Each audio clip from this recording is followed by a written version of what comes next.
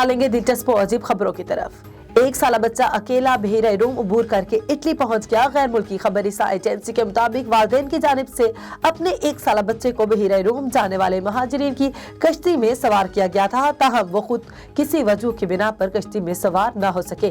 कश्ती के जरिए 500 से ज्यादा महाजरीन इटली के जजीरे लैम्पेडूसा पहुंचे, जिन्हें पहुंचते ही पुलिस ने तहवील में लेकर हिफाजती मराकज मुंतकिल कर दिया, जहां उनसे तफ्तीश की गई।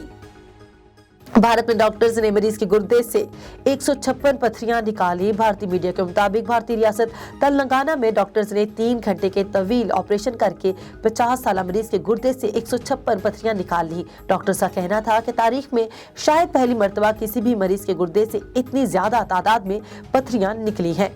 लेकिन हैरानगी की बात यह है कि मरीज की तबीयत ज्यादा खराब नहीं थी और वो उन पत्थरियों के साथ जिंदगी गुजार रहा था।